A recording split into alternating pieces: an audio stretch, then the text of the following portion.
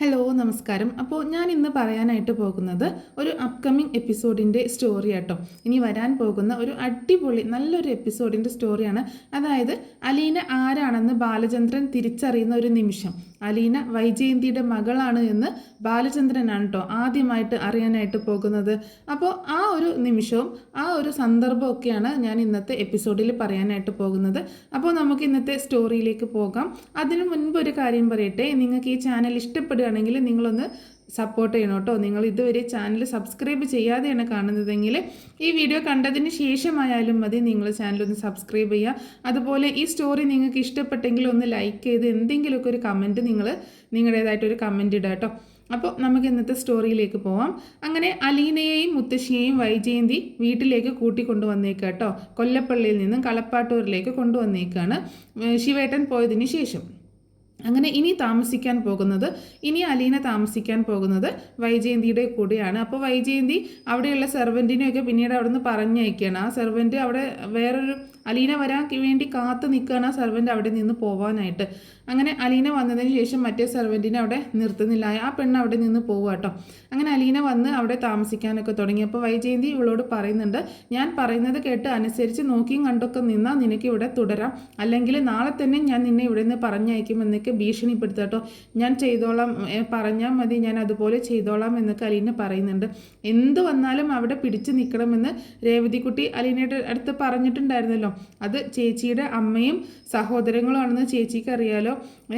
ആ ഒരു ചിന്ത മതി ചേച്ചിയുടെ മനസ്സിൽ. ചേച്ചി വിചാരിച്ചാൽ ഈ കുടുംബം തകർക്കാൻ പറ്റുമെന്നുള്ളൊരു ചിന്ത ഉണ്ടായാൽ മതി, ചേച്ചി എന്ത് വേണമെങ്കിലും സഹിച്ച് അവിടെ നിന്നോളും എന്നൊക്കെ രേവതിക്കുട്ടി മുൻപ് പറഞ്ഞതായിട്ട് അലീനയ്ക്ക് ഓർമ്മയുണ്ട്. അങ്ങനെ ബ്രിജിത്ത മമ്മിയും പറഞ്ഞിട്ടുണ്ട്, എന്ത് വന്നാലും മോൾ അവിടെ നിൽക്കണം, ഒരു കാര്യം ആരുടെ അടുത്തും പറയരുതെന്നൊന്നും. അങ്ങനെ അതൊക്കെ അനുസരിച്ച് ഞാനിവിടെ നിൽക്കാം എന്ന് അലീന വൈജയന്തിയോട് പറയണം. അങ്ങനെ പിറ്റേ ദിവസം രാവിലെ ആയപ്പോൾ വൈജയന്തി ബാങ്കിലേക്കും അതുപോലെ ബാലചന്ദ്രമേനോൻ തൻ്റെ കടകളിലേക്കൊക്കെ ആയിട്ട് അങ്ങനെ പോയി. പിന്നെ മക്കൾ സ്കൂളിൽ പോകണ്ടേയും കോളേജിലൊക്കെ പോകേണ്ട സമയമായി. പക്ഷേ അലീന നോക്കുമ്പോൾ കൃഷ്ണമോള് സ്കൂളിൽ പോകാനൊക്കെ റെഡി ആവുന്നുണ്ട്. രോഹിത്തും അതുപോലെ ബബിതയും റെഡി ആവുന്നുണ്ട് കോളേജിലൊക്കെ പോകാനായിട്ട്. ഭയങ്കര ലേസി ആയിട്ടാണ് രോഹിത്ത് കോളേജിലേക്ക് പോകുന്നില്ല കേട്ടോ. കോളേജിലേക്ക് പോവാതെ മടി പിടിച്ചിരിക്കുക കേട്ടോ. അപ്പോൾ അലീന വന്നിട്ട് ചോദിക്കുന്നുണ്ട്, നീ എന്താ കോളേജിൽ പോവാത്തതെന്ന് ചോദിക്കുമ്പോൾ എൻ്റെ കാര്യം എനിക്കറിയാൻ നോക്കാൻ സെർവൻറ്റിൻ്റെ കാര്യം നോക്കിയാൽ മതിയെന്ന് രോഹിത്ത് പറയണേ. രോഹിത്തിന് ഇഷ്ടപ്പെടുന്നില്ല അവനെ ചെന്ന് ചോദ്യം ചെയ്യുന്നതൊന്നും. ബബിത പറയുന്നുണ്ട്, അവൻ്റെ കാര്യമൊക്കെ ഞങ്ങളുടെ കാര്യമൊക്കെ എന്തിനാ ഇങ്ങനെയൊക്കെ അന്വേഷിക്കാൻ നടക്കുന്നത്, നിങ്ങൾ നിങ്ങളുടെ ജോലി ചെയ്താൽ പോരെ എന്നൊക്കെ ചോദിക്കുന്നുണ്ട്. അപ്പം കൃഷ്ണമോളാണ് എപ്പോഴും സപ്പോർട്ടായിട്ട് അലീനയ്ക്ക് വേണ്ടിയിട്ട് സംസാരിക്കുന്നത് കേട്ടോ.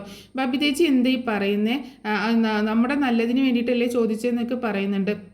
അതിനിവിടെ അച്ഛനും അമ്മയും ഉണ്ട്, അവർ നമ്മളോട് ചോദിക്കുകയും പറയുകയൊക്കെ ചെയ്തോളും, ഇവളാരാ, ഇവിടുത്തെ സെർവൻ്റ് അല്ലേ എന്നൊക്കെ പറയാണ് ബബിത. അങ്ങനെ കൃഷ്ണമോൾക്കാണെങ്കിൽ എന്ത് കാര്യത്തിനും അലീന വേണം കേട്ടോ. അലീനയ്ക്ക് ഭയങ്കര സ്നേഹമാണ്, 3 പേരോട് സ്നേഹമാണെങ്കിലും കൃഷ്ണമോളോട് പ്രത്യേകിച്ചൊരു സ്നേഹമാണ്. അതായത് കൃഷ്ണമോൾ ഭയങ്കര അറ്റാച്ച്മെൻ്റ് ആണ് അലീനയോട്. എന്ത് കാര്യത്തിനും അലീന ചേച്ചി വേണം. അവളുടെ ഹോംവർക്കൊക്കെ സഹായിക്കാനും അവളുടെ മുടി കെട്ടിക്കൊടുക്കാനും അങ്ങനെയുള്ള എല്ലാ കാര്യങ്ങൾക്കും അലീന ഉണ്ടാവുന്നത് അവൾക്ക് ഭയങ്കര ഇഷ്ടമാണ്. അങ്ങനെ എല്ലാവരും സ്കൂളിലും കോളേജിലൊക്കെ പോയതിന് ശേഷം അതുപോലെ രോഹിത്തിനെ നമ്മുടെ ഹരിശങ്കർ വിളിക്കുന്നുണ്ട് കേട്ടോ. എടാ എങ്ങനെയുണ്ടെടാ പുതിയ ഐറ്റം അവിടെ വന്നത് എന്നൊക്കെ ചോദിക്കുകയാണ്. കൊള്ളാം, ഇവിടെ നടപ്പുണ്ടെന്നൊക്കെ പറയുന്നുണ്ട് കേട്ടോ രോഹിത്ത്. അപ്പോൾ ഞാൻ അവളെ ഇവിടെ വെച്ച് ഒന്ന് വീഴ്ത്താൻ നോക്കിയതാണ്, പക്ഷെ അവൾ എൻ്റെ കെണിയിൽ നിന്ന് രക്ഷപ്പെട്ടു പോയതാ, എൻ്റെ കയ്യിൽ നിന്ന് വഴുതിപ്പോയി.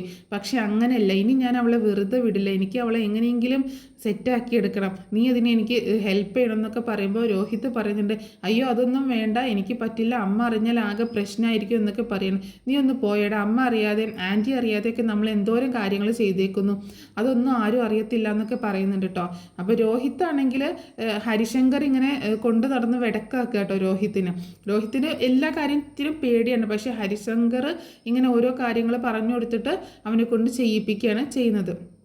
അങ്ങനെ അലീനയെ വീഴ്ത്താനുള്ള പദ്ധതികൾ ആസൂത്രണം ചെയ്യാണ് രോഹിത്തും ഹരിശങ്കറും കൂടെ. പിന്നീട് നമ്മുടെ രേവതിക്കുട്ടീനെ കാണിക്കുന്നുണ്ട് കേട്ടോ. രേവതിക്കുട്ടിക്ക് ഒരുപാട് ഡ്രസ്സുകളൊക്കെ വാങ്ങിച്ചു കൊടുക്കുകയാണ് ഗ്രേസമ്മയും മാമച്ചായനൊക്കെ. അവൾക്ക് ഭയങ്കര സന്തോഷം തോന്നുന്നുണ്ട്. ഇതെല്ലാം എനിക്കാണോ എന്നൊക്കെ ചോദിക്കുമ്പോൾ നിനക്കല്ലാതെ വേറെ ആർക്കാ വാങ്ങിത്തരാനുള്ളത്, ഇവിടെ വേറെ ആരെങ്കിലും ഉണ്ടോ എന്നൊക്കെ ഗ്രേസമ്മ ചോദിക്കുക കേട്ടോ. അലീനയ്ക്ക് രേവതിക്ക് ഭയങ്കര സന്തോഷമാണ്. രേവതി പറയുന്നുണ്ട്, എൻ്റെ ജീവിതത്തിൽ ആദ്യമായിട്ടാണ് പുതിയ ഡ്രസ്സ് ഞാൻ ധരിക്കാൻ പോകുന്നത്, പുതിയ ഡ്രസ്സ് ഇങ്ങനെ കിട്ടുന്നത്, അതും ആരെങ്കിലും വാങ്ങിച്ചു തരുന്നത്. എനിക്ക് എൻ്റെ അമ്മ ഉണ്ടായിരുന്നെങ്കിൽ എന്നൊക്കെ പറഞ്ഞിങ്ങനെ ഇങ്ങനെ വിഷമിക്കുകയാണ്. ഞങ്ങളുണ്ടല്ലോ നിനക്ക്, നീ എന്തിനാ വിഷമിക്കുന്നത്, ഞാനും ഉണ്ട്, മാമച്ചായനുണ്ട്, നിൻ്റെ അച്ഛനും അമ്മയായിട്ടും തന്നെ നീ കണ്ടാൽ മതി എന്നൊക്കെ ഗ്രേസമ്മ പറയുകയാണേ.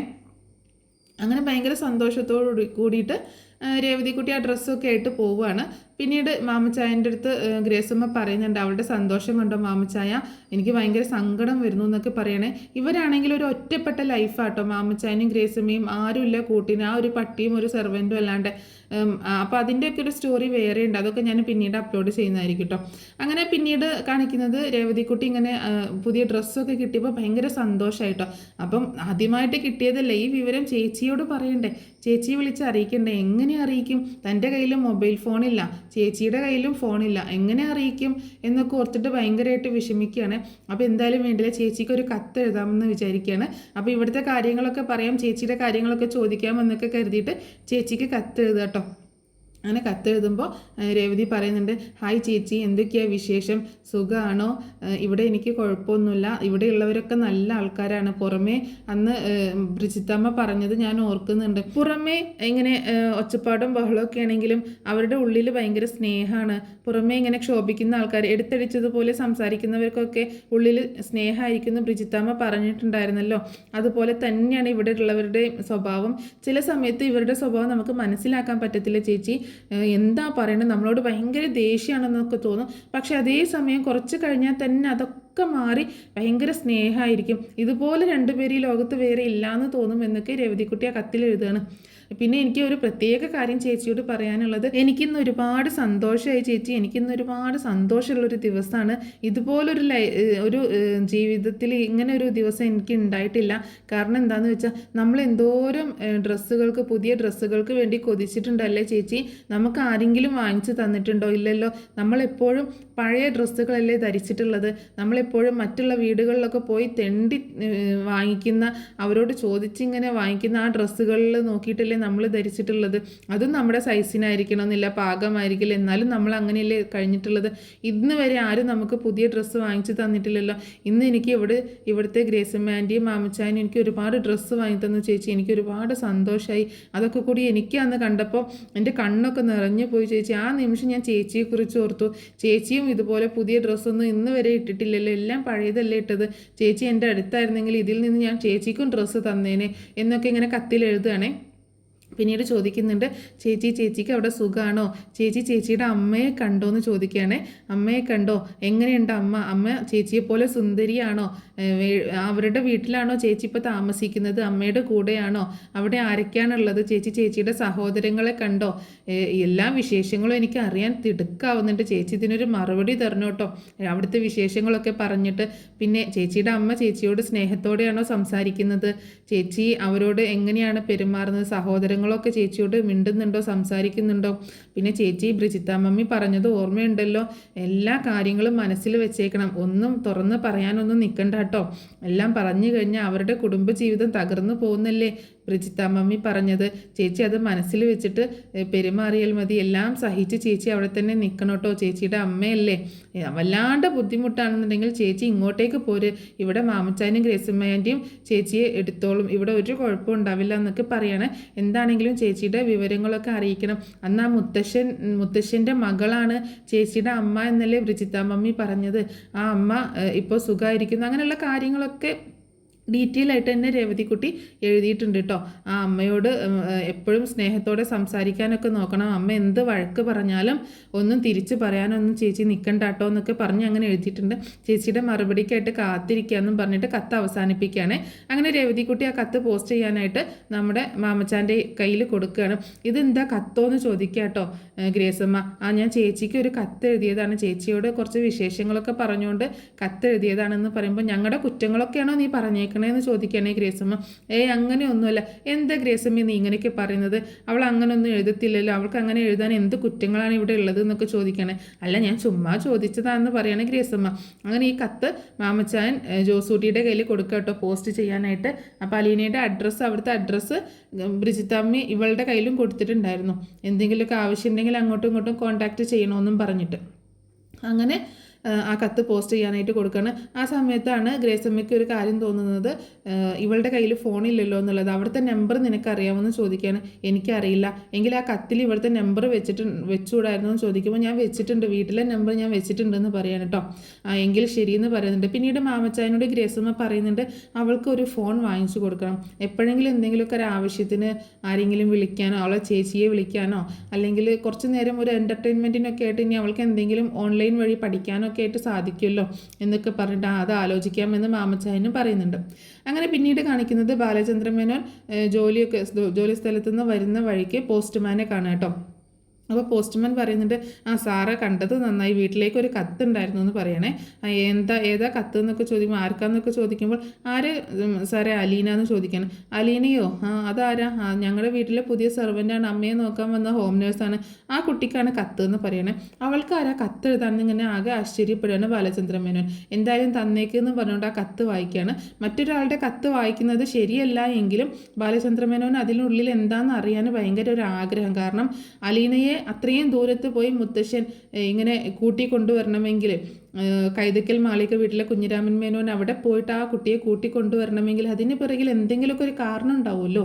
അതൊക്കെ ആലോചിച്ചിട്ട് എന്തൊക്കെയോ ദുരൂഹതകളുണ്ടെന്ന് തോന്നി കേട്ടോ. എന്തായാലും ആ കത്തിൽ എന്താണെന്ന് അറിയാമെന്ന് കരുതിയിട്ട് ആ കത്ത് പൊട്ടിച്ച് വായിക്കുകയാണ്.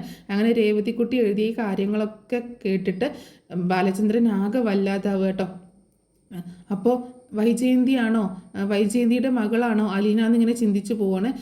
ബാലചന്ദ്രൻ മേനോൻ ആകെ ശരീരമൊക്കെ വെട്ടി വീർത്ത് ആകെ ഒരു മൈനർ അറ്റാക്കിൻ്റെ ഒരു രൂപത്തിലേക്ക് വരികയാണ്. കാരണം താൻ ചതിക്കപ്പെട്ടു, തനിക്ക് മുൻപ് വൈജയന്തി മറ്റൊരാളിൽ ഒരു കുഞ്ഞ് ജനിച്ചിട്ടുണ്ട് എന്നൊക്കെയുള്ള കാര്യം അവന് ബാലചന്ദ്രൻ മേനോന് മനസ്സിലാവുകയാണ്. അപ്പോൾ അതൊക്കെ കൂടി ആലോചിച്ചിട്ട് ബാലചന്ദ്രൻ മേനോൻ ആകെ തകർന്നു പോവുക കേട്ടോ. ഇതുപോലൊരു ചതി ഇനി തനിക്ക് കിട്ടാനില്ല എന്നൊക്കെ ആലോചിച്ച് ആകെ വിഷമിക്കുകയാണ്. അപ്പോൾ ആദ്യമായിട്ട് ബാലചന്ദ്രൻ മേനോനാണ് തിരിച്ചറിയുന്നത് വൈജയന്തിയുടെ മകളാണ് അലീന എന്നുള്ളത്. അപ്പോൾ ആകെ ടെൻഷൻ അടിച്ച് ആകെ ഒരു മാനസികമായിട്ട് തകർന്നുകൊണ്ടാണ് ബാലചന്ദ്രൻ മേനോന് വീട്ടിലേക്ക് ചെന്ന് കയറുന്നത് കേട്ടോ.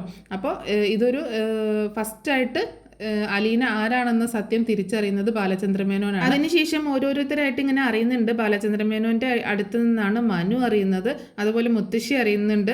അങ്ങനെയുള്ള കാര്യങ്ങളൊക്കെ ലാസ്റ്റാണ് വൈജയന്തിയൊക്കെ അറിയുന്നത് കേട്ടോ. അങ്ങനെ അതുപോലെ ഒരുപാട് സംഭവബഹുലമായ കഥയാണ് നടക്കാൻ പോകുന്നത്.